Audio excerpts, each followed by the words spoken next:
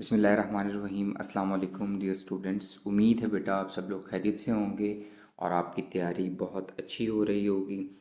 तो बेटा आज का जो टॉपिक हम डिस्कस करेंगे वो है direct and indirect narration. Board के एग्ज़ाम में 5 नंबर का बेटा ये सवाल आता है। 5 जुमले आते हैं, इस सवाल के अंदर कोई भी चॉइस नहीं होती, जो कि डायरेक्ट नरेशन में होते हैं और उनको हमने इनडायरेक्ट नरेशन के अंदर चेंज करना होता है। तो बेटा लेक्चर की तरफ चलते हैं। सबसे पहले बेटा डेफिनेशन देख लेते हैं। समझना ज़रूरी है कि डायरेक्ट स्पीच डायरेक्ट नरेशन क्या होती है या इनडायरेक्ट स्पीच और इनडायरेक्ट नरेशन क्या होती है।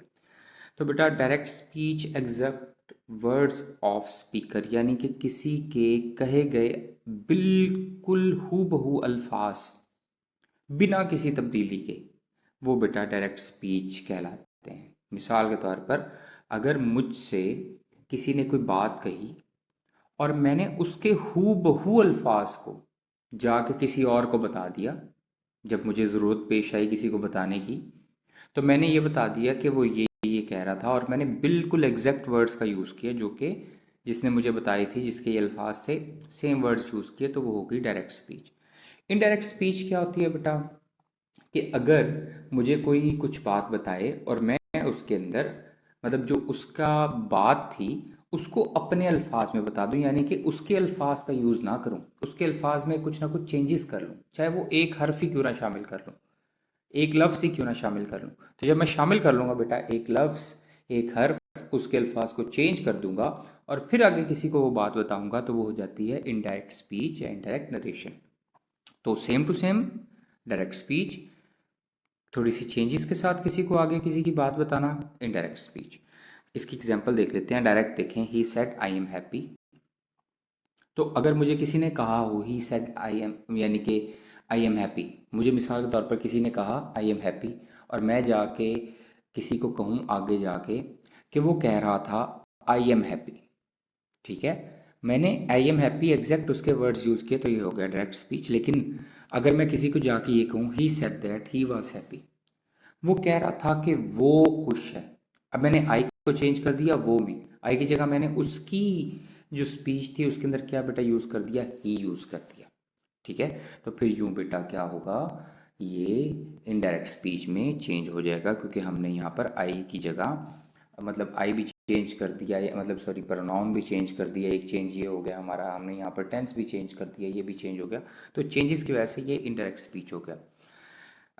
डायरेक्ट स्पीच के दो हिस्से होते हैं, ठीक है। एग्जाम्पल में देखिएगा, एक है ही सेड कॉमा, इतना हिस्सा, कॉमा से पहले पहले एक हिस्सा होता है, इसको हम कहते हैं रिपोर्टिंग स्पीच।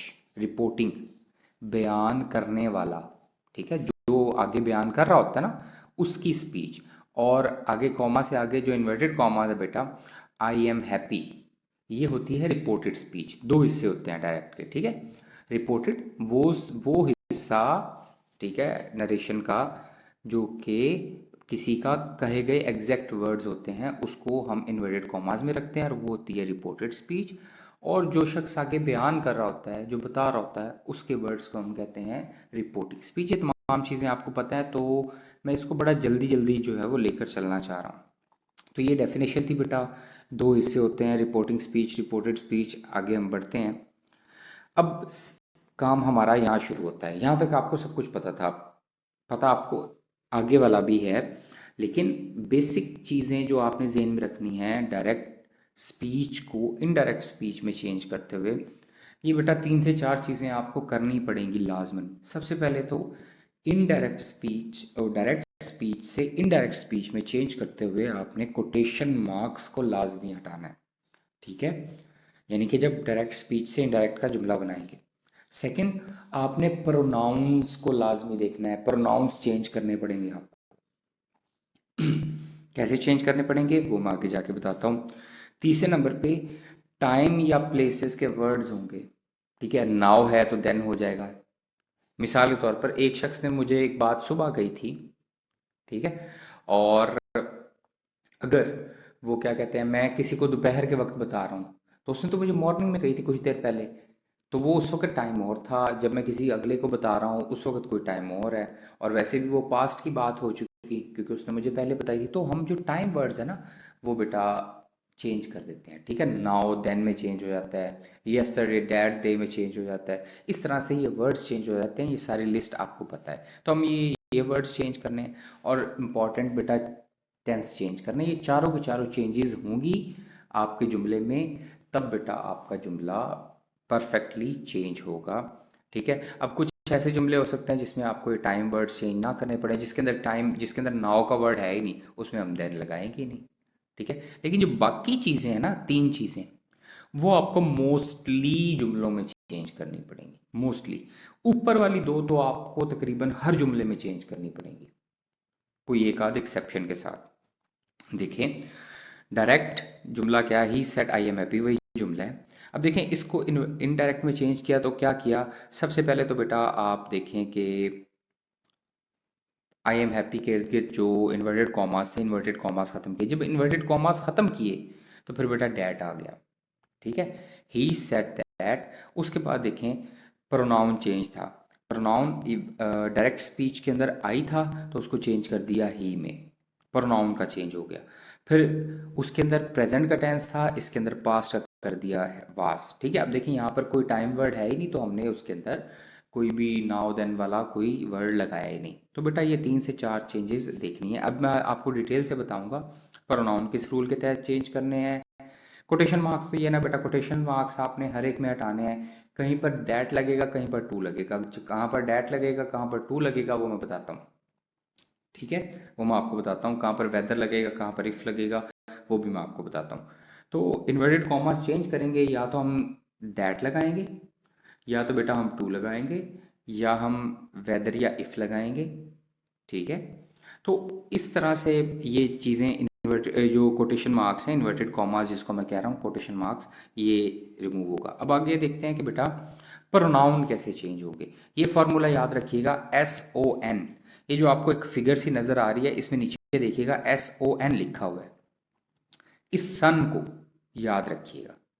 कैसे चेंज होगा, जब भी बेटा, ठीक है, आपके जो रिपोर्टेड स्पीच है, हमें प्रोनाउन कहाँ चेंज करना होता है, एग्जैक्ट वर्ड्स के अंदर जो इन्वर्टेड कॉमास में होते हैं ना, उनके अंदर हमने प्रोनाउन चेंज करना होता है, पहले वाले हिस्से में चेंज नहीं करना होता।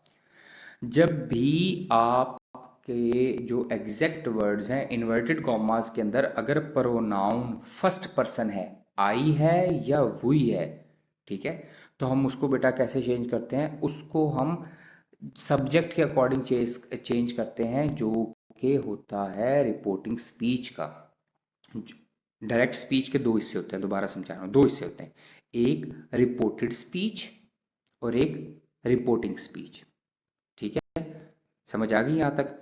देखें, आप इस एग्जाम्पल में भी देखें, यहाँ पर जो पेज पे एग्जाम्पल बनी हुई ना, he said I always help the poor, पहले एग्जाम्पल है। ही सेड एक हिस्सा है डायरेक्ट स्पीच का, I always help the poor ये इन्वर्टेड कॉमास में ये दूसरा हिस्सा है। जो ही सेड है उसे हम रिपोर्टिंग स्पीच कहते हैं। I always help the poor ये इन्वर्टेड कॉमास में है, इसे हम रिपोर्टेड स्पीच कहते हैं।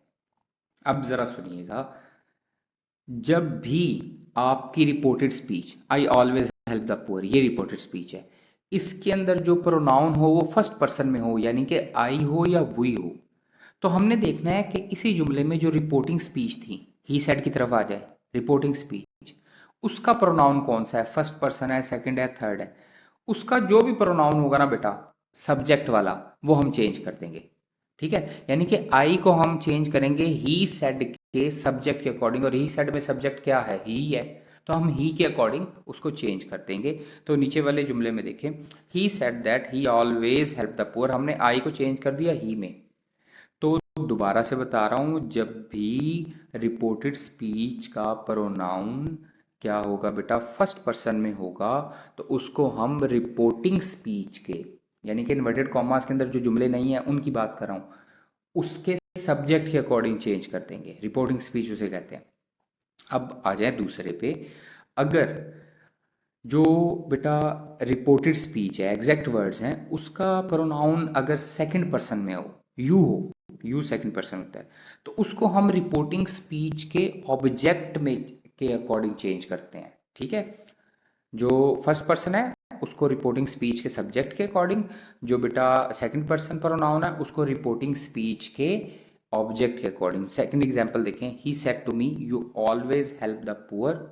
अब यू चूंकि एक सेकंड पर्सन प्रोनाउन है, तो अब हम देखेंगे कि जो रिपोर्टिंग स्पीच है ही सेड टू मी, इसके अंदर सब्जेक्ट क्या है, ऑब्जेक्ट क्या है। ही सब्जेक्ट है और बेटा मी ऑब्जेक्ट है, तो हमने मी के अकॉर्डिंग चेंज करना है। और मी का जो सब्जेक्टिव केस बनेगा वो आई बनेगा, तो यूं ही told me that I always help the poor.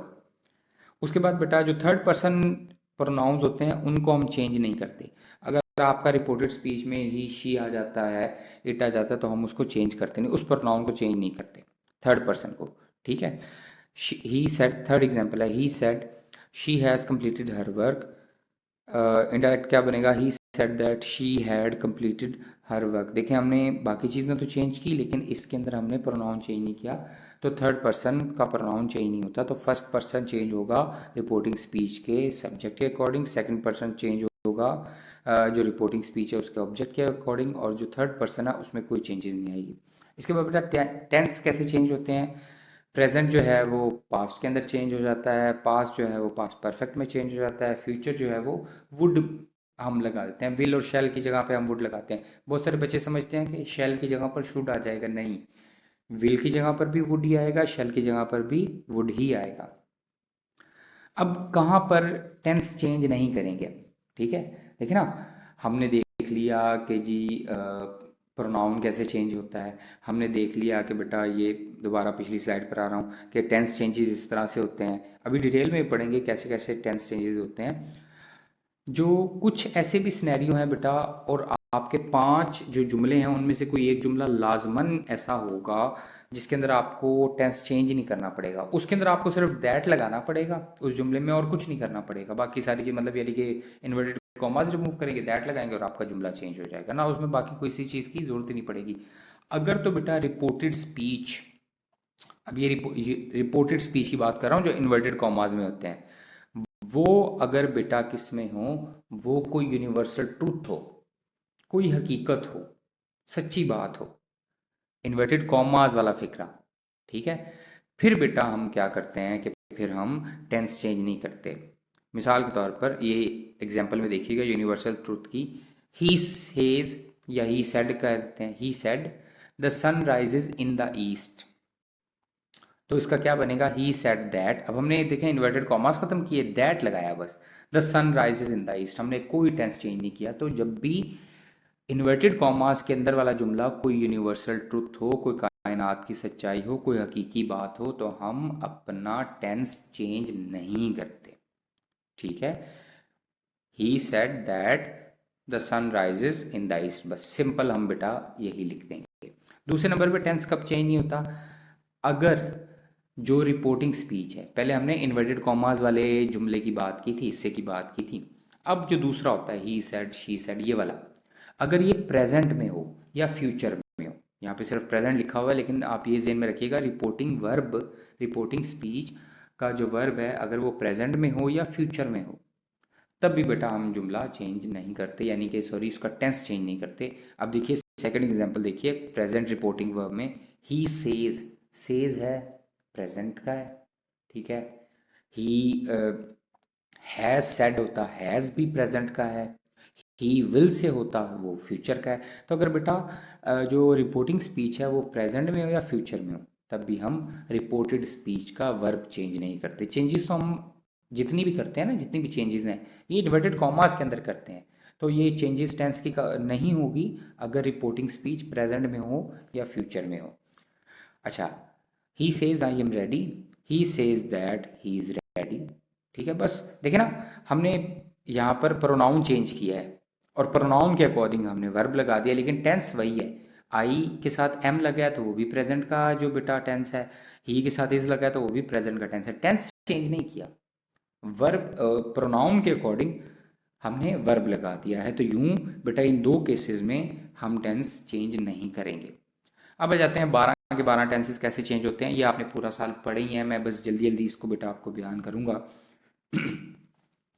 Present indefinite का टेंस होगा तो बेटा वो पास्ट इंडेफिनेट में चेंज हो जाएगा, पास्ट कंटिन्यूस होगा तो वो पास्ट कंटिन्यूस में, प्रेजेंट कंटिन्यूस होगा तो पास्ट कंटिन्यूस में चला जाएगा, प्रेजेंट परफेक्ट पास्ट परफेक्ट में चला जाएगा, यानी कि जो टेंस चेंज करने हैं हमने present perfect continuous past perfect continuous में चला जाएगा। तो यानी कि जितने भी चार प्रेजेंट के टेंस हैं वो चार के चार पास्ट के टेंसेस में चेंज हो जाएंगे। ठीक है, जहाँ पर बेटा इज़म आर लगना है वहाँ पर वाज वर लग जाएगा। ठीक है, इसी तरह से जहाँ पर बेटा हैज़ हैव लगना है वहाँ पर हैड लग जाएगा, यानी कि पास्ट में चला जाएगा। हैज़ बीन के हैज़ बीन को चेंज कर देंगे हैड बीन में, इसी तरह से हैव बीन को चेंज कर देंगे हैड बीन में। तो प्रेजेंट वाले जितने भी टेंसेस हैं वो पास्ट वाले टेंसेस में चले जाएंगे। पास्ट वाले टेंसेस को कैसे चेंज करेंगे? पास्ट इंडेफिनिट पास्ट परफेक्ट में चला जाएगा, डिड आ जाता है। ठीक है, ये सेकंड फॉर्म ऑफ वर्ब आ जाती है, तो बेटा वो हैड में चली जाएगी। पास्ट कंटिन्यू परफेक्ट जो पास्ट कंटिन्यूस है वो पास्ट परफेक्ट कंटिन्यूस में चला जाएगा।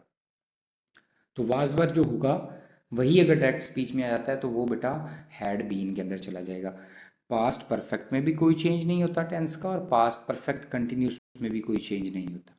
ठीक है, इसके ये दो ही जुमले बस चेंज होते हैं। फ्यूचर में बेटा वुड लगता है और वुड के साथ वर्ब की फॉर्म लगती है, पहली फॉर्म ही लगती है। ठीक है, यानी कि विल और शल वुड में चेंज हो जाएंगे, विल बी और शैल बी वुड बी में चेंज हो जाएंगे, will have shall have would have में चेंज हो जाएंगे। और इसी तरह से बेटा जो आगे परफेक्ट कंटिन्यूस है will have been shall have been would have been में चेंज हो जाएंगे। तो यूं बेटा फ्यूचर में भी सिर्फ वुड लगेगा और उसके साथ वर्ब की पहली फॉर्म। अब आ जाते हैं बेटा मुख्तलिफ तरह के टेंसेस को हमने चेंज कैसे करना है। तो बेटा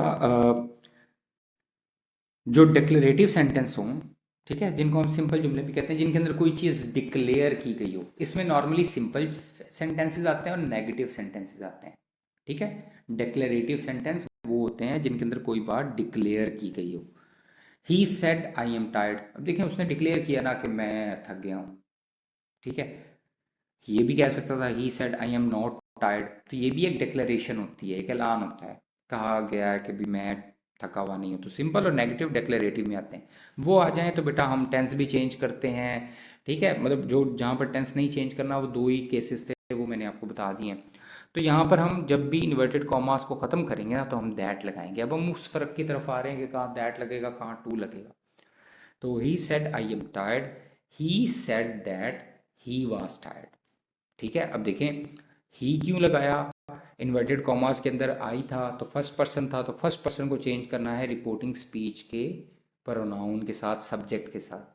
तो रिपोर्टिंग स्पीच का जो सब्जेक्ट था वो ही था, वो लगा दिया।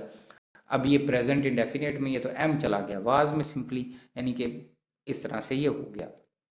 इसके बाद बेटा इंटेरोगेटिव सेंटेंसेस कैसे हम चेंज करेंगे? हमने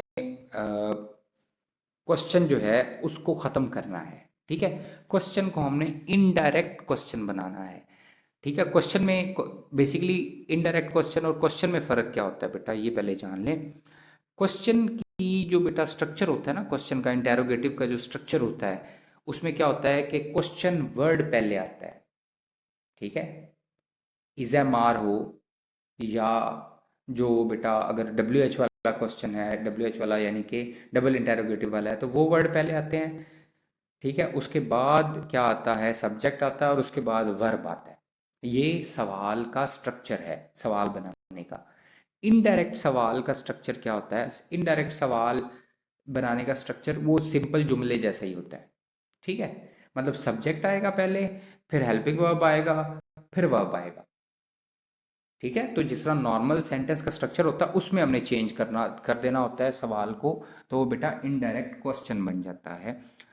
तो बेटा हमने क्या करना है, इनडायरेक्ट क्वेश्चन बनाना है। लेकिन अगर सवाल बेटा इंटेरोगेटिव सेंटेंस अगर तो बेटा सिंपल है, जिसका ऐसा सवाल जिसका जवाब यस और नो में किया जा सकता है, ठीक है, तो फिर बेटा हम या वेदर लगाते हैं या इफ लगाते हैं, इन्वर्टेड कॉमास को ख़त्म करके। इसमें हम दैट नहीं लगाते, सवालों में हम दैट नहीं लगाते इनडायरेक्ट बनाते हुए। या हम वेदर लगाएंगे या इफ लगाएंगे, कहाँ पर, जहाँ पर बेटा क्या है, अगर सवाल का जवाब यस और नो बनता है। अब देखें इस एग्जाम्पल को पढ़े, he said are you ready, उसने पूछा क्या तुम तैयार हो। इस सवाल का जवाब हाँ या ना में किया जा सकता है, तो ये वेदर इफ वाला है। अगर डब्ल्यू एच आ जाए ना बीच में, ठीक है, वेयर आर यू गोइंग आ जाए, ठीक है, he said where are you going, तो अब देखें वेयर में क्या होता है कि बेटा वो डबल सवालिया, उसका हम यस और नो में आंसर नहीं कर सकते, उसका तरीका अलग है। पहले ये देखते हैं कि ये कैसे सॉल्व होगा। He said are you ready, उसने पूछा क्या तुम तैयार हो, हाँ या ना में आंसर हो सकता है, तो बेटा हम कहेंगे ही आस्क्ड इफ या वेदर लगा देंगे, दैट की बजाय आई वाज रेडी। अब देखें सवाल के अंदर क्या था, पहले वो क्वेश्चन वर्ड था आर, जिसको हम हेल्पिंग वर्ब भी नॉर्मली कहते हैं, उसके बाद सब्जेक्ट था, उसके बाद वर्ब था। तो हमने इसको बिल्कुल एक सेंटेंस की तरह तरतीब दे देना है, पहले सब्जेक्ट आ जाएगा, फिर बेटा क्या आ जाएगा कि वर्ब आ जाएगा, और उसके बाद हेल्पिंग वर्ब आ जाएगा, और फिर मेन वर्ब आ जाएगा। अगर होता ही सेड, अब हम जा रहे हैं डबल इंटरोगेटिव की तरफ, ठीक है। तो ही सेड, तो ये तो हो गया बेटा हमारा इंटेरोगेटिव सेंटेंसेस में सिंपल वाला, ठीक है, कि जिसका आंसर यस और नो में किया जा सकता है। अगर डबल इंटेरोगेटिव हो, वेयर का आ जाए, वाई आ जाए, व्हेन आ जाए, ठीक है, he said where are you going आ जाए, तो हम क्या करेंगे, हम उसमें वेदर या इफ नहीं लगाएंगे, उसमें हम उन्हीं वर्ड्स का इस्तेमाल करेंगे। हम कैसे करेंगे, ही सेड वेयर, अब ये आर यू गोइंग था, हम इसमें चेंजेस करेंगे, ठीक है, वेयर इज ही, नहीं बल्कि हम इस क्यों लगाएंगे, हम बेटा वहाँ पर पास्ट का फॉर्म में लगाएंगे, ठीक है। वेयर आर यू गोइंग में हम क्या करेंगे, वेयर यू वर गोइंग, ठीक है, पास्ट में चेंज कर देंगे, और बेटा क्या करेंगे, हम सिंपली जो सेंटेंस का स्ट्रक्चर है उसको फॉलो करेंगे, तो वो हम वहीं पर WH वर्ड ही यूज करेंगे। इसके बाद बेटा इंपेरेटिव सेंटेंसेस है, इसमें हम टू का इस्तेमाल करेंगे, ठीक है, दैट नहीं लगाएंगे। इंपेरेटिव सेंटेंसेस कौन से होते हैं बेटा, इंपेरेटिव सेंटेंसेस वो होते हैं जिसके अंदर कोई हुक्म दिया जा रहा होता है, कोई रिक्वेस्ट की जा रही होती है, कोई एडवाइस दी जा रही होती है, ठीक है। हुक्म, ऑर्डर यानी कि रिक्वेस्ट, या फिर कोई बेटा एडवाइस, तो उसमें हम टू लगाते हैं, दैट नहीं लगाते। He said open the door, अब ये एक हुक्म है, ठीक है। ही टोल्ड मी या ही ऑर्डर्ड मी भी हम लिख सकते हैं। तो यहाँ पर हम बेटा जो रिपोर्टिंग स्पीच का वर्ब है ना, उसको ऑर्डर में चेंज कर देते हैं अगर हुक्म हो तो, ठीक है। अगर कोई रिक्वेस्ट लग रही हो तो ही रिक्वेस्टेड मी कर देते हैं, ठीक है। अगर कोई एडवाइस लग रही हो तो हम एडवाइज्ड मी कर देते हैं। टोल्ड मी भी लिखा जा सकता है, लेकिन बेहतर ये होता है कि जिस तरह का जुमला है उसके अकॉर्डिंग वर्ड यूज किया जाए। ही ऑर्डर्ड मी या he told me to open the door, ठीक है, यहाँ पर हम टू लगाते हैं। इसके बाद बेटा एक्सक्लेमेटरी सेंटेंसेस, इसके अंदर जज्बात का, खुशी का, गम का इजहार किया जा रहा होता है, ठीक है, हैरानगी का इजहार किया जा रहा होता है। तो अगर खुशी का इजहार हो तो हम रिपोर्टिंग स्पीच में लगाते हैं ही एक्सक्लेम्ड विद जॉय, अगर गम का इजहार तो ही एक्सक्लेम्ड विद सोरो, अगर वंडर का इजहार हो, हैरानगी का इजहार हो, तो बेटा ही एक्सक्लेम्ड विद वंडर, ठीक है। एक्सक्लेम्ड का वर्ड यूज करते हैं हम लाजमी।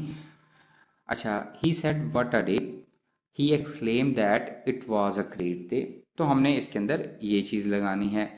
इसके बाद बेटा ऑप्टेटिव सेंटेंसेस, ये दुआया जो हमारे फिक्रे होते हैं उनकी हम बात कर रहे हैं।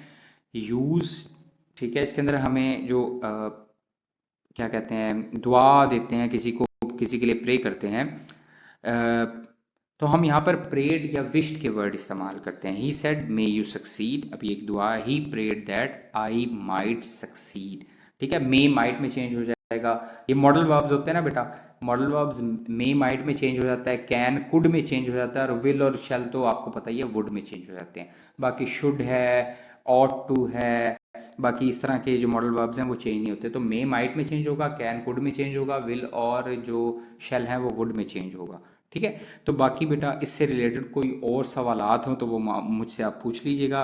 ये बेसिकली आपका एक छोटा सा, बल्कि ये काफ़ी मेरा ख्याल लेंथी हो गया ये लेक्चर था, ताकि आपको हेल्प मिल सके। जो आपके ग्रुप में शेयर किए हैं ना बेटा मैंने, उनको लाजमी कर लीजिएगा, मोस्टली फ़िक्रे उन्हीं में से आते हैं।